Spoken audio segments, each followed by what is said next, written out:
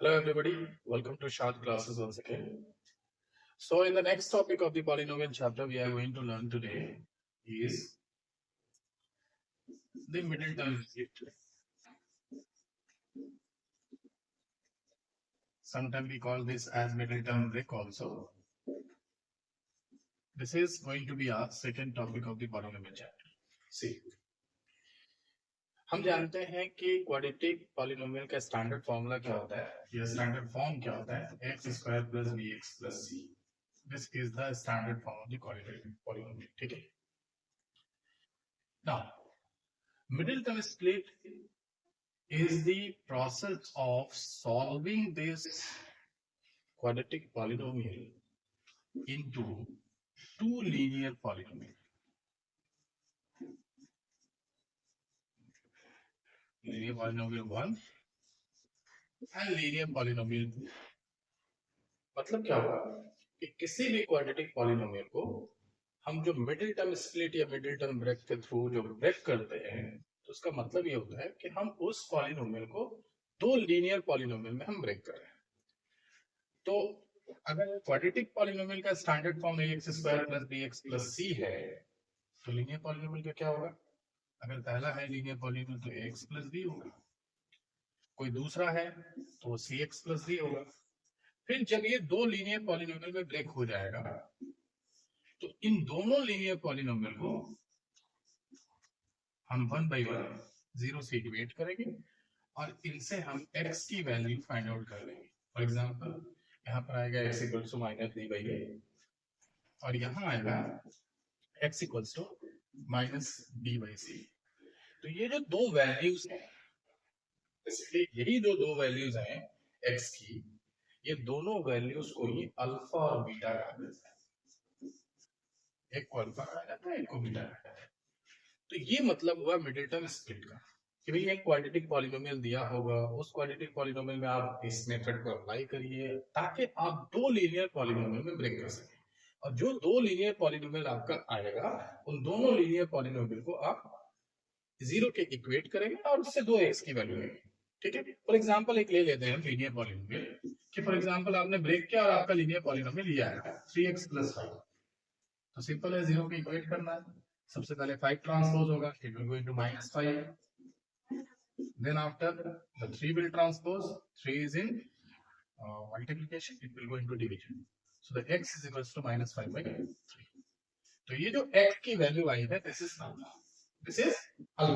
इसी तरीके से जो दूसरी वैल्यू आएगी उसको हम बीटा कहेंगे. So I hope you are clear with it. Let's see how the question will move. Okay, in the next part. So let's see our first question. What is given here?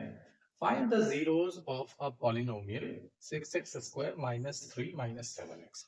मतलब हमें zeros find out करना है और हमारे पास जो polynomial है वो ये है. ठीक है. तो देखिए हम लोग कैसे इसको सॉल्व करेंगे. सबसे पहले हम अपने पॉलिनोमियल को स्टैंडर्ड फॉर्म में लिखेंगे. तो ये पॉलिनोमियल स्टैंडर्ड फॉर्म में नहीं दिया हुआ है, उसको स्टैंडर्ड फॉर्म में लिखना है. स्टैंडर्ड फॉर्म क्या होता है? सबसे पहले आप x square term that is 6x square, फिर आपका x term that is -7x and the last is the constant. Okay, so let's recall the standard form. It is x square plus bx plus c. ये हमारा standard form होता है. तो जब भी हम पॉलिनोमियल लिखेंगे इसी पैटर्न में लिखेंगे. ठीक है, ध्यान रखना है कि ये स्टैंडर्ड फॉर्म होता है क्वाड्रेटिक पॉलिनोमियल का. ओके, नाउ अब इस standard form of quadratic polynomial से हमें a, b और c की वैल्यू फाइंड आउट.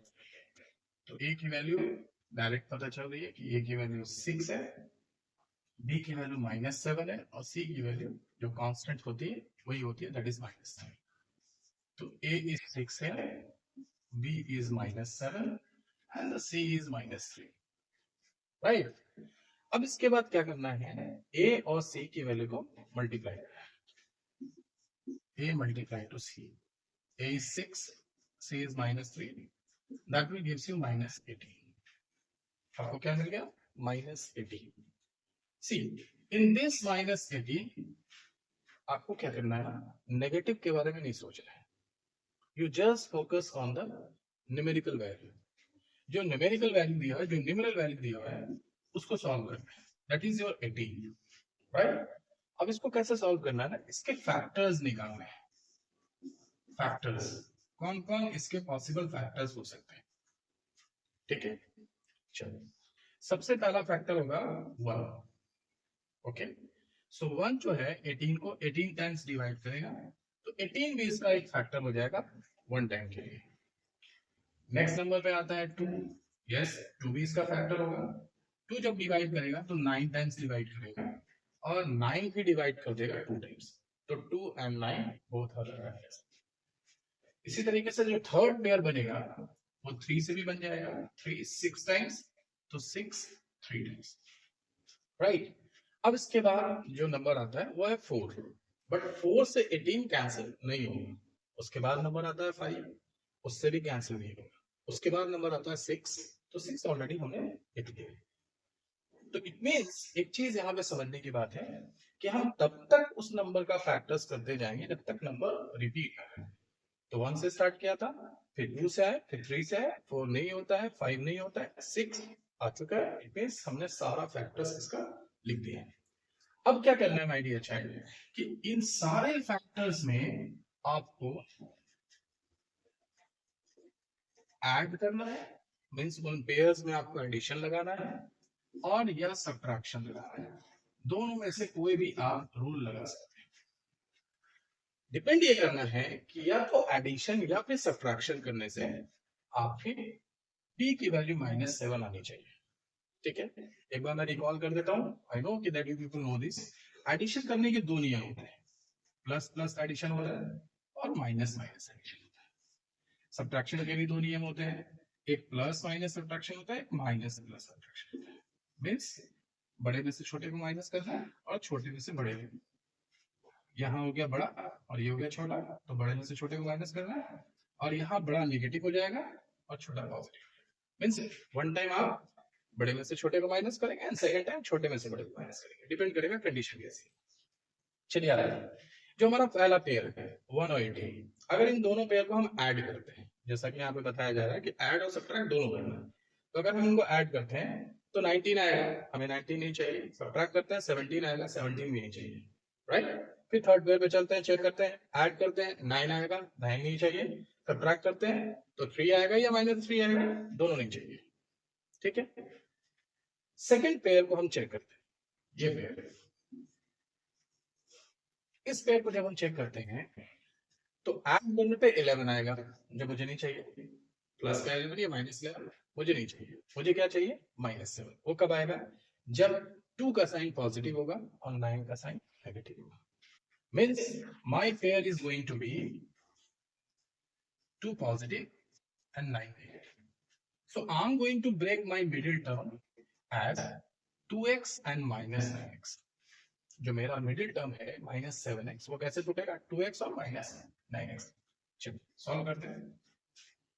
फिर से क्वाड्रेटिक पॉलिनोमियल को कॉपी कर लेते हैं, और अगले स्टेप में हम इस मिडिल टर्म को ब्रेक कर देते हैं उन दो टर्म्स में जिसमें हम लोगों ने ब्रेक किया है, +2x और -9x, and the last is -9। अब क्या करना है हमें, इन दोनों का पेयरिंग करना है और इन दोनों का पेयरिंग करना है, ठीक है। इन दोनों का पेयरिंग करने के लिए देखिए क्या कॉमन आएगा, 6 and 2 के लिए 2 कॉमन आ जाएगा, और x² यहाँ है, x यहाँ है, तो x कॉमन आ जाएगा, ठीक है। ब्रैकेट के लिए आप क्या करते हैं, सिंपली डिवाइड करते हैं। जब आप इस टर्म से इस टर्म को डिवाइड करेंगे यू विल गेट 3x, जब यहाँ से यहाँ डिवाइड करेंगे तो आपको मिलेगा 1, राइट। कम दिस साइड, अगर आपकी सारी चीजें बिल्कुल सही चल रही है तो आप जो ब्रैकेट यहाँ बनाए हैं ना, वो ब्रैकेट आप डायरेक्ट यहाँ लिख सकते हैं, ठीक है। फॉर एग्जांपल हम लोगों ने ब्रैकेट जो फर्स्ट ब्रैकेट बनाया है वो 3x + 1 है। इससे क्या हो जाएगा, आपका मिडिल टर्म ब्रेक बहुत ही आसानी से हो जाएगा। तो ये हमारा फर्स्ट ब्रैकेट है, वही सेम ब्रैकेट हमने लिख दिया। अब सवाल है कि यहाँ क्या फिल करें, तो ये लास्ट जो वैल्यू है उस लास्ट वैल्यू से लास्ट वैल्यू को डिवाइड करना है। तो -3 को डिवाइड करना है 1 से, तो -3 को 1 से जब डिवाइड करते हैं तो -3 आता है, it means here it will come -3। तो ये जो है ना, ये प्रोसेस एक बार फेसेस को रिपीट कर लेते हैं कि जो ब्रैकेट यहाँ बन रहा है वही ब्रैकेट यहाँ बनाना है और लास्ट टर्म से लास्ट टर्म को डिवाइड करना है। और जो डिवाइड की वैल्यू आएगी उसको यहाँ फिल करना है -3। इससे क्या होगा, आपका कॉमन लेने का जो प्रोसेस है बहुत जल्दी बहुत फास्ट हो जाएगा। It will consume time in your exam. So 2x -3 will be your first bracket and the second one will be this common one जो इन दोनों में कॉमन है, that is 3x plus 1। तो जैसा हमने कहा था अभी लास्ट वीडियो में कि जो भी क्वाड्रेटिक पॉलिनोमियल होता है वो दो लीनियर पॉलिनोमियल में ब्रेक होता है। तो हमारा पहला लीनियर पॉलिनोमियल है 2x - 3 और दूसरा है 3x + 1, राइट। अब इन दोनों लीनियर पॉलिनोमियल को वन बाय वन हम क्या करेंगे, जीरो से इक्वेट करेंगे। तो सबसे पहले अगर हम इसको जीरो में इक्वेट करते हैं तो ये हमें x की वैल्यू 3/2 देगा, और अगर इसको जीरो में इक्वेट करते हैं तो ये हमें x की वैल्यू -1 देगी। तो my dear child, the alpha is 3/2 for this polynomial and the beta is -3. So this is the way how we can break or we can use the middle term split. यही वो तरीका है जिससे हम middle term split करते हैं। ध्यान देने की बात क्या है, a को c से मल्टीप्लाई करना है, सारे फैक्टर्स लिखने हैं और उन फैक्टर्स में पेयरिंग करना है। कौन सा पेयर मेरे काम का है, याद रखना है। पेयर को ऐड और सब्ट्रैक्ट करके मिडिल टर्म लाना है। ऐसा पेयरिंग को, जो भी पेयर्स होंगे आपके, वो सारे पेयर्स को ऐड या सब्ट्रैक्ट करके आप मिडिल टर्म लाएंगे। जिस पेयर पे वैलिड होगा उस पेयर को यूज करके आप मिडिल टर्म ब्रेक करके कॉमन करके फाइनल आंसर आप अल्फा बीटा निकाल सकते हैं। ठीक है, कुछ और क्वेश्चंस देखते हैं the next time. Okay, now let's see the second question. Find the roots. Roots या जीरो दोनों सेम ही होता है। Find the roots of the polynomial √3x² + 10x + 7√3। ठीक है, तो सॉल्यूशन स्टार्ट करते हैं। पॉलिनोमियल स्टैंडर्ड फॉर्म में ही है, √3x² + 10x + 7√3, राइट। कंपेयर करते हैं, ये हमारा a होता है, this is b and this is c। a b and c। Then after a और c को मल्टीप्लाई करना है। a is √3, c is 7√3, right. Multiply जब करोगे तो √3 3 हो जाएगा और 7 × 3 विल बी 20। ठीक है, अब इस 21 के फैक्टर्स निकालने हैं। तो चलिए फैक्टर्स देखते हैं।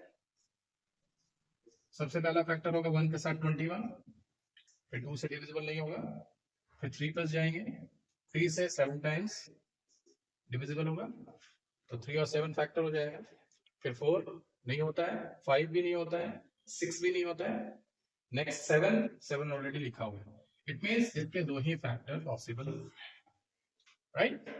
तो ये जो प्रोसेस है ना, ये जो तरीका है, बहुत ही सिंपल तरीका है आपको मिडिल टर्म स्प्लिट को प्राप्त करने के लिए।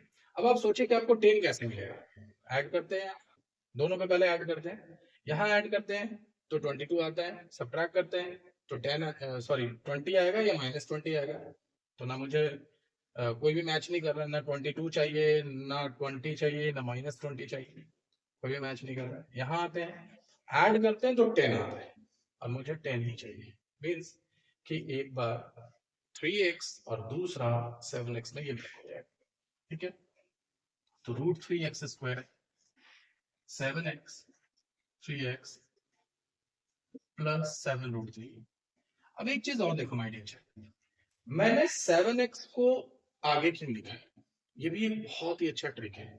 जब आप 7x को आगे लिखोगे तो वो कोई भी पॉसिबिलिटी नहीं बनता इसके साथ कॉमन होने का, लेकिन जैसे ही 3 को लिखोगे आगे तो एक पॉसिबिलिटी बन जाता है कॉमन होने।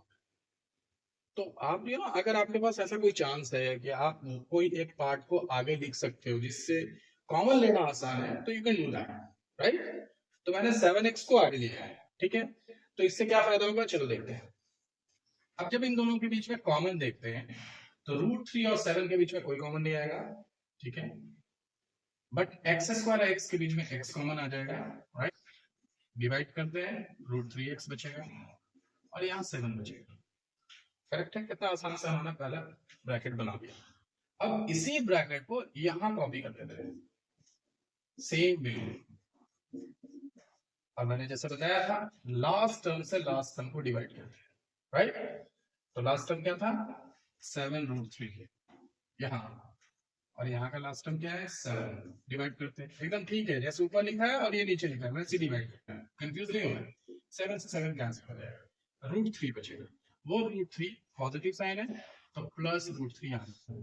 बताओ कितना आसानी से ये कॉमन हो गया, कितने आसानी से आपने फैक्टराइज कर दिया इसको। और वही अगर आप 3 यहाँ लिखते तो थोड़ा सा पॉसिबिलिटी होती, मैं बताऊंगा आगे। अब इन दोनों ब्रैकेट में आप देख रहे हैं ये दोनों ब्रैकेट आपका कॉमन है, आप √3x + 7 कॉमन कर देंगे और दूसरा जो ब्रैकेट बनेगा वो x + √3 बनेगा, right. So this is how you have the quadratic polynomial which is now split into two linear polynomial। यही होता है, इसी को कहते हैं मिडिल टर्म स्प्लिट की। एक क्वाड्रेटिक पॉलिनोमियल को हमने दो लीनियर पॉलिनोमियल बना दिया। अब इसके बाद हम 1 by 1 दोनों को 0 से इक्वेट करेंगे, तो √3x + 7 = 0, so x will be -7 by √3, coming to that side, x + √3 will be equal to 0, this will give x = -4। तो हमारा अल्फा आ गया -7 by √3 and the beta is -3। तो ये वो प्रोसेस है जिससे हम मिडिल टर्म ब्रेक कहते हैं या मिडिल टर्म स्प्लिट कहते हैं, ठीक है। अब देखो इसी प्रोसेस को ना, जो हमने 7x को आगे रखा था और 3x को बाद में रखा था, अगर मैं 3x को आगे रखता हूँ और 7x को बाद में रखता हूँ, ठीक है, अगर ये प्रोसेस ऑफ माइंड मेरा एग्जाम में नहीं रहा तो यही प्रोसेस ऑफ सॉल्विंग कितना डिफिकल्ट हो जाएगा, आइए देखते हैं, ठीक है। तो ये सारी छोटी छोटी ट्रिक्स है ना, इनको माइंड सेट रखना, जब भी आप एग्जाम में बैठो तो इसको हमेशा रिकॉल रखना, ठीक है। तो √3x², अब मैं क्या कर रहा हूँ 3x को आगे लिख रहा हूँ, ऐसा नहीं बहुत ही ज्यादा डिफिकल्ट है, बट यू नो कि थोड़ा सा मुश्किल हो जाएगा। जितना सिंपल आपने इसको कर लिया उतना सिंपल को नहीं होगा।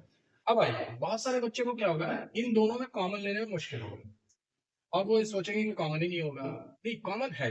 कैसे कॉमन है जरा यहाँ समझते हैं। एक है √3 और एक है 3, ठीक। ये है इरेशनल नंबर और ये है रैशनल नंबर। एक रैशनल नंबर के अंदर दो इरेशनल नंबर छुपा हुआ है। इट मींस कि 3 के अंदर दो √3 है, एक √3 तो हम कॉमन ले ही सकते हैं, ठीक है। तो √3 कॉमन हो जाएगा और x² x में आपका x आ जाएगा कॉमन। अब देखिए क्या बचेगा, यहाँ से यहाँ डिवाइड करेंगे तो ये कैंसिल होगा, x बचेगा, सिर्फ x बचेगा यहाँ पे फर्स्ट पार्ट में। सेकंड में देखिए 3 डिवाइड हुआ था 2 √3 में, एक √3 से एक √3 कैंसिल हो जाएगा, 1 √3 बचेगा, ठीक है। और x तो आपने कॉमन ही ले लिया है। अब यहाँ आइए, इन दोनों में यहाँ तो साफ ही क्लियर है कि 7 और 7 √3 में आपका 7 कॉमन आ जाएगा। लेकिन जो मैंने ट्रिक सिखाया उसी के अकॉर्डिंग चलते हैं। जो ब्रैकेट हमने यहाँ बनाया सेम ब्रैकेट हम यहाँ बनाएंगे और लास्ट टर्म से लास्ट टर्म को डिवाइड करेंगे। लास्ट टर्म 7 √3 है और √3 से डिवाइड करेंगे, कैंसिल हो गया, देखिए 7 कॉमन आ जाएगा। ये सबसे बेस्ट ट्रिक है और इतना सिंपल ये आपको प्रोसेस कर देगा। तो आप इसको थोड़ा माइंड सेट रखेंगे, x + √3 यहाँ फर्स्ट ब्रैकेट कॉमन हो जाएगा, जो इन दोनों में है उसको हम लोग कॉमन कर लेंगे, और एक जो दूसरा ब्रैकेट बनेगा वो इन दोनों की वजह से बनेगा, दैट इज √3x + 7। हमारा दो लीनियर पॉलिनोमियल आ गया। अब 1 by 1 0 में इक्वेट करेंगे तो यहाँ से -√3 आ जाएगा, और जब इसको इक्वेट करेंगे तो -7 by √3 आ जाएगा। आंसर बिल्कुल सेम है, राइट। तो थोड़ा सा ये प्रोसेस आपको समझना पड़ेगा। और अगर आप अपना प्रेजेंस ऑफ माइंड रखते हैं कि 3 को आप बाद में रखेंगे 7 पहले रख लेंगे, इस तरह की सोच अगर आप एग्जाम में बनाए रखते हैं कि अरे भाई जो मैंने ब्रेक किया है उसमें मेरे को कॉमन किसमें नहीं आ रहा है, याद रखना है किसमें नहीं आ रहा है, आने वाले को नहीं रखना है, इसमें नहीं आ रहा है, तो इजी वे में वो कॉमन हो जाएगा। तो आपका ब्रैकेट फॉर्मेशन जो है बहुत आसानी से हो जाएगा। जो ब्रैकेट यहाँ बनेगा वो ब्रैकेट यहाँ बनाकर फिर इसको डिवाइड करके आप यहाँ का फर्स्ट टर्म यहाँ से निकाल सकते हैं और उसके बाद फिर आपके दो ब्रैकेट आ जाएंगे, ठीक है। तो ये हमारा हो गया middle term, right. Let's see the next one. तो हम तीसरे क्वेश्चन की तरफ चलते हैं। ये क्वेश्चन क्या कह रहा है, फाइंड द जीरोस, फिर से जीरोस निकालना है। पॉलिनोमियल है x² + 2√2x - 6, और इसके साथ में एक और क्वेश्चन अटैच है, वो क्या है, also verify the relationship between zeros and coefficients. दो क्वेश्चन है इसके अंदर, एक बार क्या है जीरोस निकालना है और दूसरा क्या है कि रिलेशनशिप्स जो है उनको वेरीफाई करना है। ठीक है, देखता हूं। सबसे पहले हम लोग जीरोस निकालेंगे। तो जीरोस निकालने के लिए हमने क्या किया, पॉलिनोमियल लिखा, स्टैंडर्ड फॉर्म में ही है, x square plus 2x minus 6। उसके बाद हमने एबीसी पहचान लिया। यहाँ a की वैल्यू कुछ भी नहीं है, तो if there is nothing there is 1, remember always. So a 1 हो जाएगा, b की वैल्यू 2 हो गई और c की वैल्यू -6 है। ठीक है, उसके बाद क्या करना है, a इंटू सी करना है। तो a हमारा 1 है और c की वैल्यू -6 है। जब आप इंटू करेंगे तो -6 आएगा। मैंने क्या कहा था, साइन के बारे में बिल्कुल भी नहीं सोच रहे, तो सिर्फ आपका नंबर होगा 6। अब 6 को आप prime factor, sorry not prime factorization, factor सिर्फ निकाल रहे हैं। तो 6 का फैक्टर होगा 1 टाइम, 6 से 1 टाइम, फिर 2 से 3 करेंगे, 2 के बाद 3 आता है, 3 आ चुका है। इट मींस कि सारे फैक्टर्स इसके लिख दिया। अब इन फैक्टर्स के बारे में ऐसा सोचना है कि मुझे बी मिल जाए, बट माय डियर चाइल्ड, यहाँ जो बी है ना वो इरैशनल नंबर है, वो रैशनल नहीं है कि आसानी से आपको मिल जाएगा। अभी तक आसानी से मिल जाता है, 3 और 7 10, राइट, 9 में से 2 गया 7, 2 में से 9 गया -7, आसानी से मिल जाता है।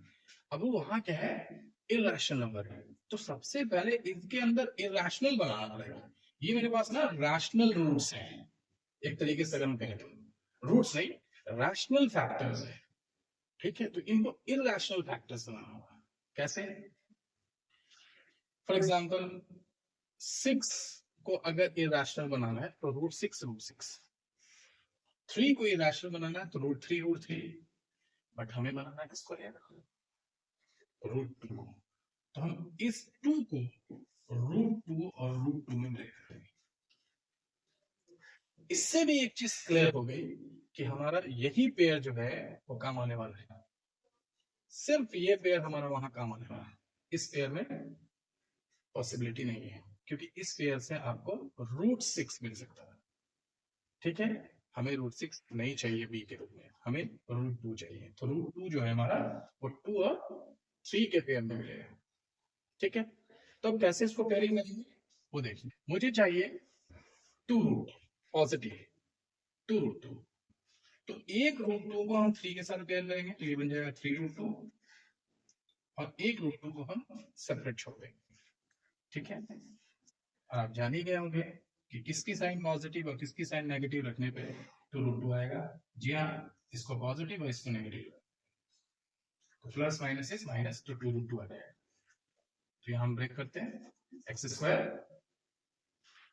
Plus 3√2x minus √2x minus 6। अब इन दोनों में कॉमन लेते हैं, x कॉमन आएगा, यहाँ x प्लस 3√2 बचेगा। और जैसा कि मैंने आपको बताया, बहुत सारे बच्चे को कंफ्यूजन होगा कि इन दोनों में क्या कॉमन लें। बिल्कुल टेंशन लेने की जरूरत नहीं है, बिल्कुल भी नहीं। शादाबिज है, जो ब्रैकेट यहाँ है वही सेम ब्रैकेट है, without doubt in your mind, बिल्कुल। और लास्ट टर्म को लास्ट टर्म से डिवाइड करो, लास्ट टर्म है माइनस साइन। देखो ध्यान रखना, जो ट्रिक्स बता रहे हैं उन ट्रिक्स को फॉलो करना। ठीक है, ये नहीं कि आप हाफ फॉलो कर रहे हैं हाफ फॉलो नहीं कर रहे हैं। माइनस साइन, साइन नहीं छोड़ना चाहिए बच्चे। -6 को डिवाइड करना है 3√2 से, 3√2 का साइन पॉजिटिव है, 6 डिवाइड करते हैं, 3 पहले कैंसिल कर देगा 2 टाइम्स। और अभी अभी मैंने आपको बताया कि एक रैशनल के अंदर 2 इरैशनल होता है।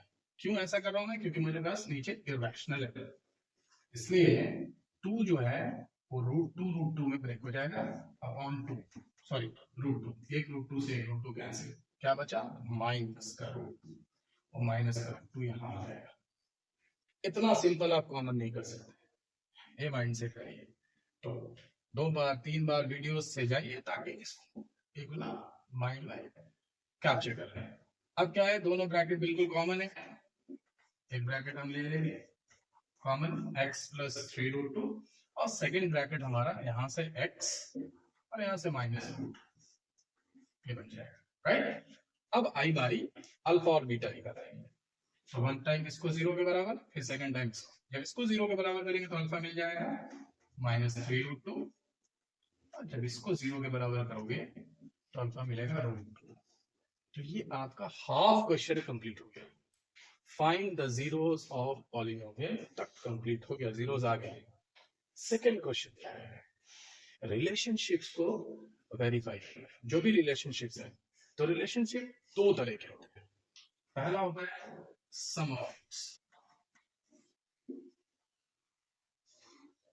ठीक है, तो हम सम ऑफ रूल्स करते हैं, means alpha plus beta. Alpha मेरा -3√2, बीटा है +√2, ऐड करेंगे -2√2 आएगा। इसको किससे वेरीफाई करते हैं, ज्यादा सोचने की जरूरत नहीं है, इसको वेरीफाई करना है इसके फॉर्मूले से। इसका फॉर्मूला होता है -b/a, ठीक है। b क्या है, माइनस कर, सॉरी 2√2 है, तो यहाँ सब्स्टिट्यूट करेंगे 2√2, नेगेटिव साइन यहाँ से कॉपी कर देंगे। ये क्या है, आप देख पा रहे दो रो की वैल्यू बिल्कुल सेम है माय डियर, यहाँ भी माइनस का 2√2 है और यहाँ भी माइनस का 2√2 है। It means sum of the roots verified हो गया। अब आते हैं product of the second relation, product of roots. Product of roots में क्या करना है, दोनों रूट्स को मल्टीप्लाई करना है। हमारे पास रूट्स क्या है, -3√2 इंटू √2, राइट। अब देखो √2 2 into -3 will be -6, right. Now इसी को वेरीफाई करते हैं इसके फॉर्मूले से। इसका फॉर्मूला होता है c/a। c क्या है, यहाँ है c -6 और a हमारे पास 1 है, तो इसकी भी वैल्यू -6 है। तो यहाँ भी हम देख सकते हैं कि दोनों वैल्यू बिल्कुल सेम है, तो हम फाइनली लिखेंगे वेरीफाइड, और ये हमारा क्वेश्चन जो है 3 मार्क्स के लिए कंप्लीट हो जाएगा। यहाँ मिलेगा आपको 2 मार्क्स और ये वेरिफिकेशन करने पे आपको मिलेगा 1 मार्क। ओवरऑल 3 मार्क्स का क्वेश्चन होता है।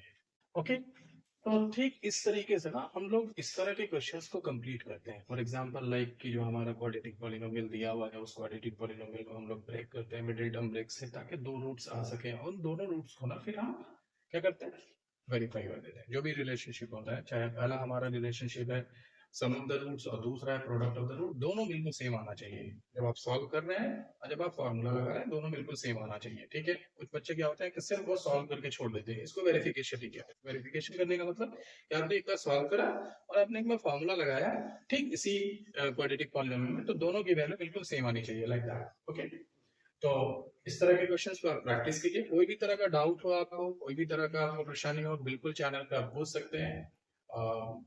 जो भी कमेंट बॉक्स है वहां पे आप पूछ सकते हैं, किसी तरह का डाउट हो। ठीक इसी तरीके के क्वेश्चंस को प्रैक्टिस कीजिए जो आपके एग्जाम में आने वाले हैं। तब तक के लिए बाय, मिलते हैं नेक्स्ट टॉपिक में। Stay tune and take care, and please always try to see the channel Shad Classes. Thank you. Have a nice day.